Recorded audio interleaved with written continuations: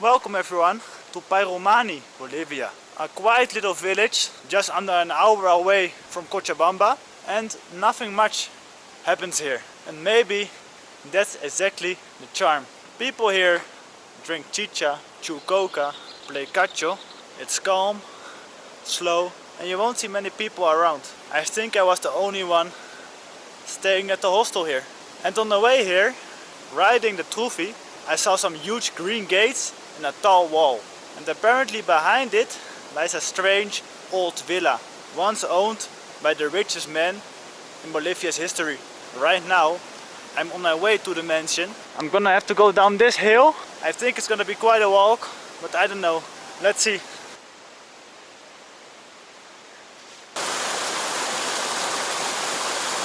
It's so nice and calm here. You barely hear anything except this little stream that's flowing by here. Maybe some birds. Once in a while a car passes by here.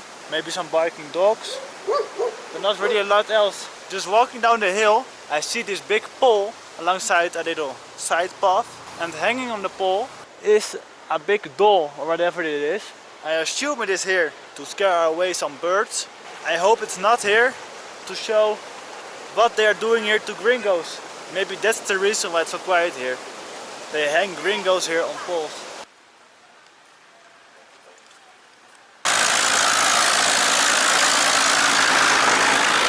Look at this, guys.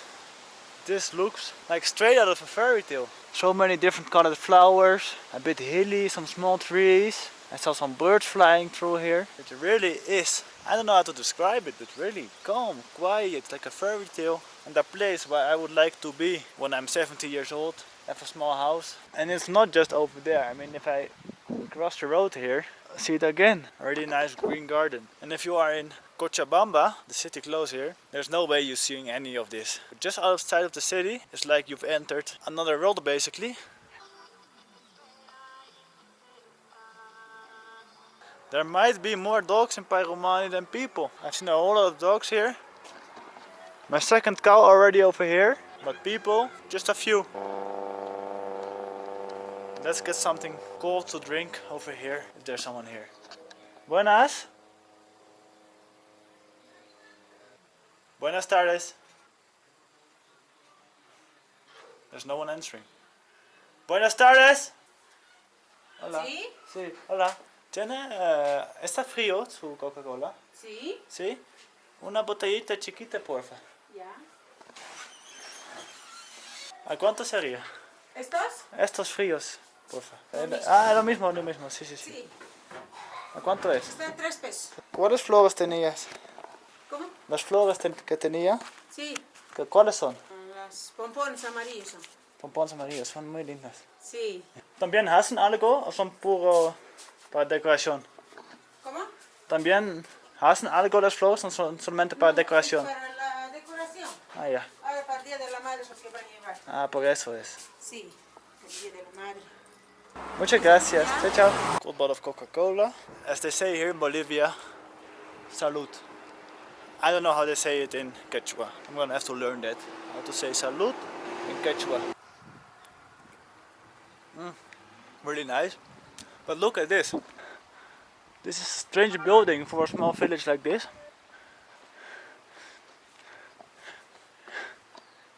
It kinda looks like it belongs to Harry Potter. Fucking hell. These are the dogs protecting the Harry Potter building in Pairumani. Or maybe it also looks like the tower of Rapunzel. I think the name is in English. Also straight out of a fairy tale. Hola señor, buenas. Aquí abajo está la villa. ¿Sí? ¿Usted lo ha visitado? Nunca. ¿Por qué no? No hay tiempo. No hay tiempo. Ah, quisiera ir. No te importa mucho. No hay idea. Ah, ya. Gracias.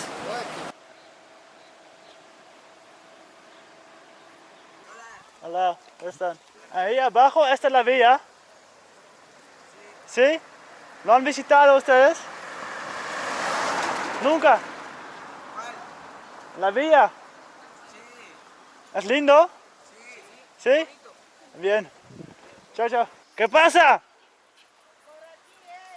Ahí. ¿Cuál lado? These kids are screaming at me, but I don't hear what they're saying. I think they're telling me directions. Let's wait until they come down to see what they want. ¿A dónde están yendo? ¿Dónde quieres ir vos? A la villa. ¿Villa Albina? Sí. Más abajito es. Ahí.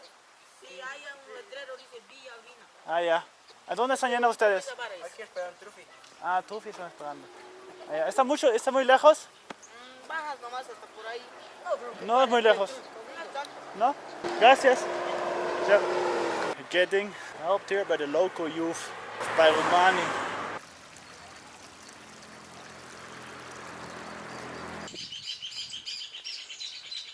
Walking here, I feel like I really come to peace, even though I hear some people with a saw or something going on. But I imagine that's exactly why the owner of this villa built a villa here, to come to peace. I've accidentally walked past the entrance of the villa. It's over there, there's the entrance. But before going in, I'm gonna take a walk around the villa to truly get a sense of its immense size.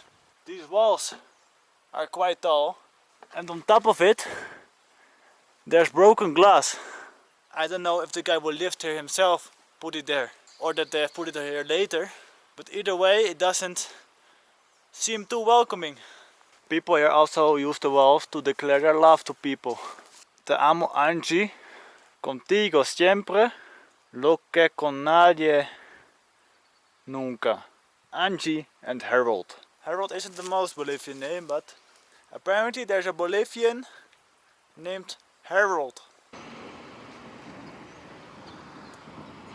Standing at the corner here of the villa, you can barely see the end of that side. I don't think you can see it on camera. And from here I can barely see it. And the end of the wall from this side I cannot even see. You really realize that this wasn't just a guy with a few Bolivianos in the bank.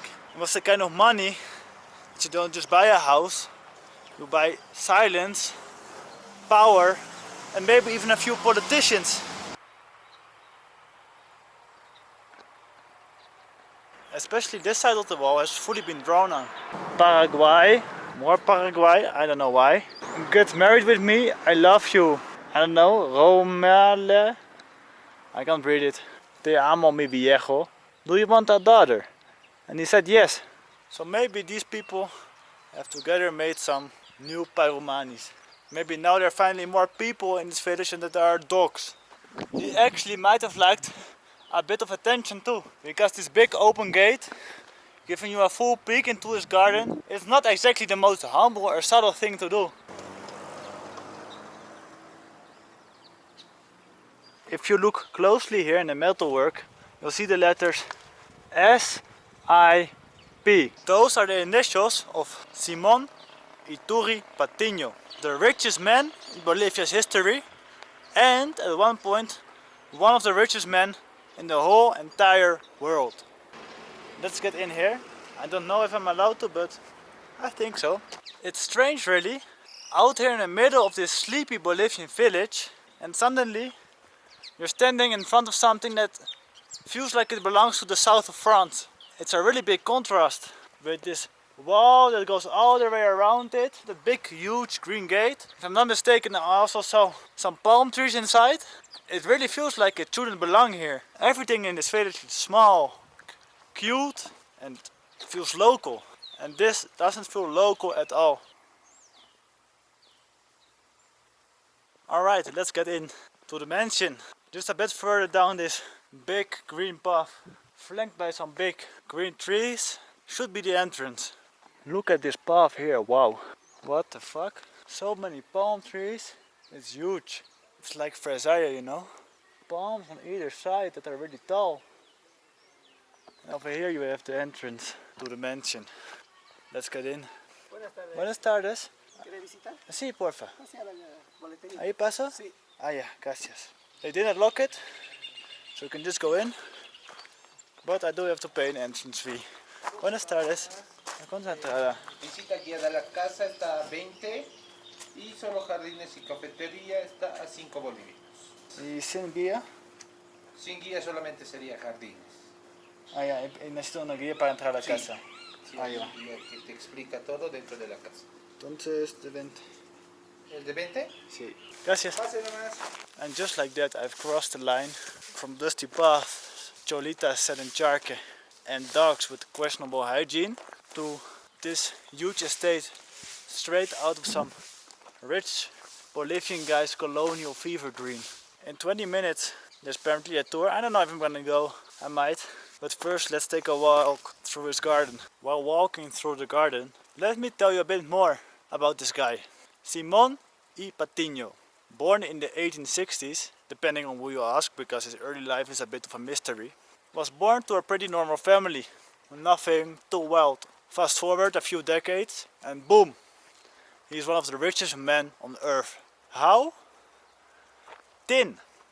The guy basically struck metallic gold. At one point, he controlled almost half of the world's tin supply.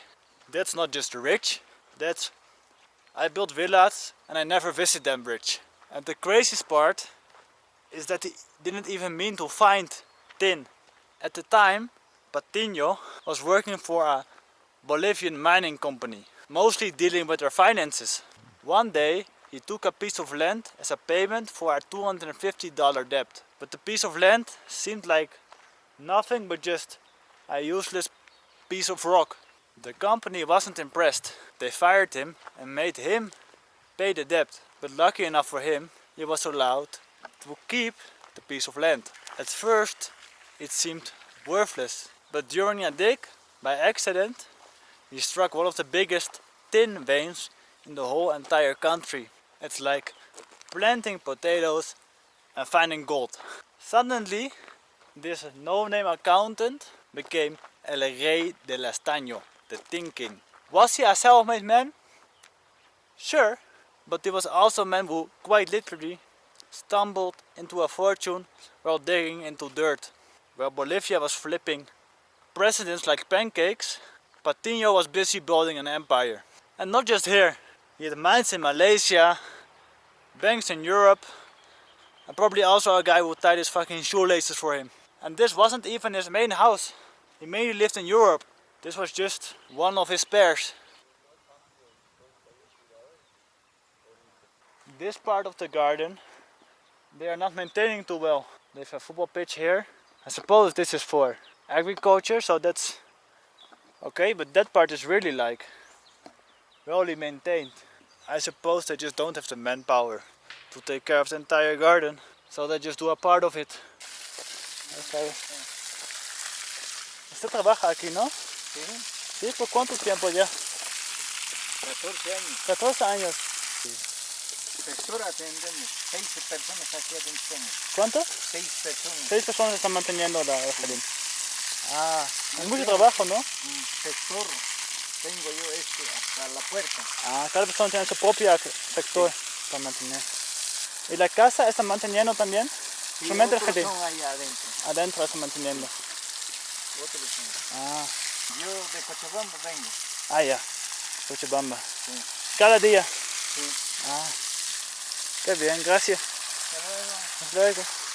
Here they have a little statue of a girl with a deer. I must say, this part is very nicely maintained.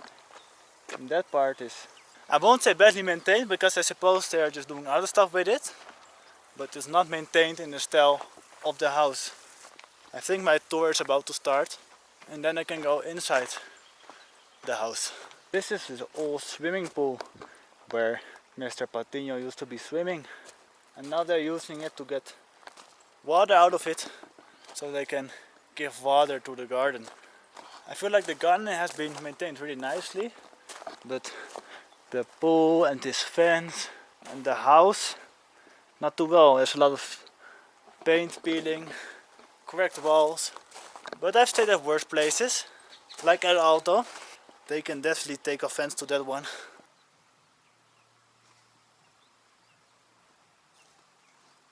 This is the inside of the house. It's quite big, but it also doesn't look huge from the inside. It's more the garden that looks huge. This is his bastonera. I know what it means. I'll look it up after. I think it's to keep your stuff guarded here. umbrellas on your heads. And there you have his billiard room. There's playing some billiards. Looks really nice. But the house isn't huge. I think there are way bigger houses. Even though it's huge, don't get me wrong. But the thing that is the biggest is the garden. And the entry with all the big palm trees. That really has a wow factor for me. Here you have his dining room, some paintings, some bottles of wine that they have put here to get a sense of how it was back then. And you have to realize this was a guy who was shitting money. And he has a special room for everything. It's a special billiard room, a special chess and playing card room where you can smoke a cigar or drink some gin. It's his private tea room where you sit down to drink a cup of tea. So you have a room for tea and you have a room for smoking cigars or drinking alcohol. And a room for eating. He likes to keep his stuff separated.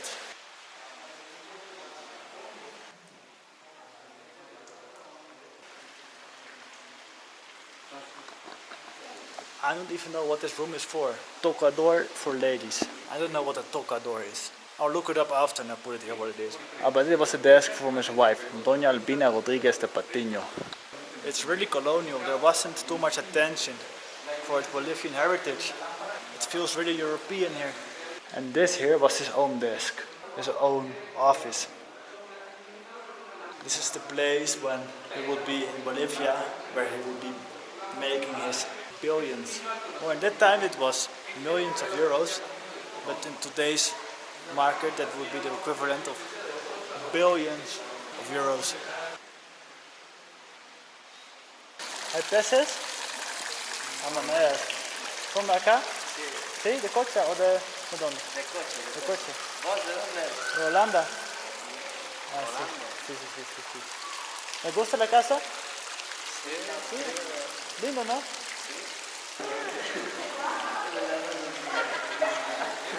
Hola.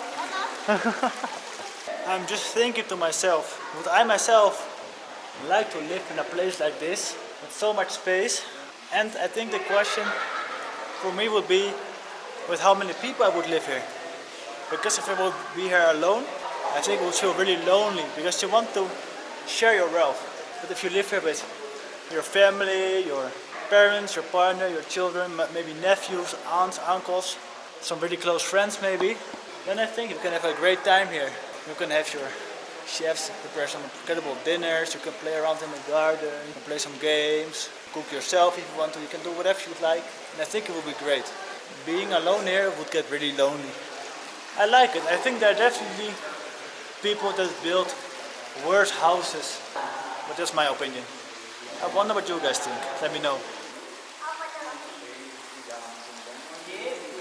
They've opened up the gate to go upstairs here. Let's see what's up here. Here were some rooms of people who also lived here. This is the room of René Patiño Rodriguez. That bed is so small, I definitely wouldn't fit in it. Maybe this small Bolivian guy would, but I wouldn't. Tell me guys, would you stay in this colonial inspired Bolivian estate? Or would you prefer to stay in El Alto? I think I know where I would stay. This is La Sala de Estar, their living room, with some nice setting couches. And I think that's a piano, but I'm not sure. Everything is really small here. Like, I think it's probably because it's made for Bolivians that are 1 meter and 50 centimeters. For the space that is around the house itself is not too big. Oh look, this is where Mr. Patiño would wash himself clean of all the stinky smells of money that were surrounding him. The stinky smells of money of Mr. Patiño. This is where Miss Patiño would dress herself in the mornings, get ready. And I think this was their bedroom. This was the bedroom of Mr. and Mrs. Patiño. They even have some old magazines. Paris Match, Winston Churchill's War Memoirs. I wonder if those are real examples. They might be. I don't know who was sleeping in this room. Maybe their daughter or something. She was putting her makeup on hair, getting ready there. There were certainly people in Bolivia with worse rooms in their childhood. Suppose it's from Graciela Patiño Rodriguez. I think that was their daughter. This is their lecture room where they used to read. But this chair's kind of beaten up. They're actually all kind of broken, I see now. The fabric on the chairs is really ripped. There was room on tenor Patiño Rodriguez. But a golden fan. Why would you have a normal fan if you can have a golden fan to keep yourself cold in the Bolivian heat? Another bathroom. That was a shower. I wonder who the fuck fits below that. It does interest me that in the times where so many people were starving of hunger in the whole world, still it's happening. But I imagine at that time, countries like Bolivia, the quality of living wasn't the highest. And to be living like this in Bolivia, it's absolutely absurd. It's so crazy to think of being able to do that. ¿Por cuánto tiempo ya trabaja acá? 2 años. 2 años. ¿Y te gusta la casa? Me encanta. ¿Sí? Por eso trabaja aquí, porque te encanta. Sí, sí. ¿Y qué haría usted con esta plata que tenía? ¿Qué haría yo con esta? Sí. Bueno, en la O actualidad... sea, ¿sí? ¿Algo así o no?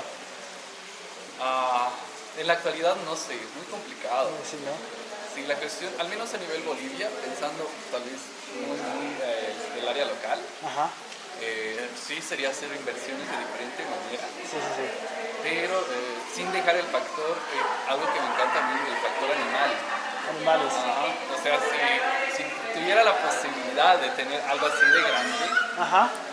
aparte de brindar algo cultural, brindaría algo de cuidado animal. Pero con animales también algo así. Un refugio de perros, de gatos, algo así, con cuidados. Sí. ¿Y Patiño hacía cosas así con su plata o solamente cosas para sí mismo? No, con Simón también hacía diferentes inversiones para Bolivia. Por Bolivia. Ujú. Está llegando al país. Ajá. De hecho, don Simón, gracias a don Simón, en Cochabamba y en Oruro tenemos electricidad. Él es el que trae la luz a Bolivia.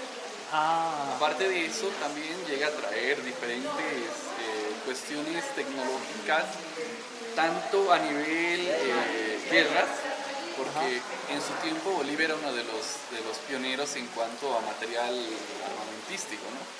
O sea, traen los primeros tanques, se trae lo primero en armas, en tecnología, en aviones. Ayudó con la defensa del país. Exacto. Y ya después se dedica también a la parte educativa, porque decide que bolivianos también tienen que tener una mejor formación. Y de ahí nacen las becas Patiño que se dan en Bolivia, donde se buscan estudiantes, o al menos en su tiempo se buscaban estudiantes universitarios también, para que hagan una formación de posgrado, un doctorado, una maestría en el extranjero y vuelvan para nutrir al país con esos conocimientos. Ayudó mucho al país y estamos mejorando al país también. Sí. No era solamente para su mismo hacer casa grande, como una jardín grande, solamente quería ayudar al país. Sí, de hecho. Muchas gracias. No, un placer. Gracias. Un placer.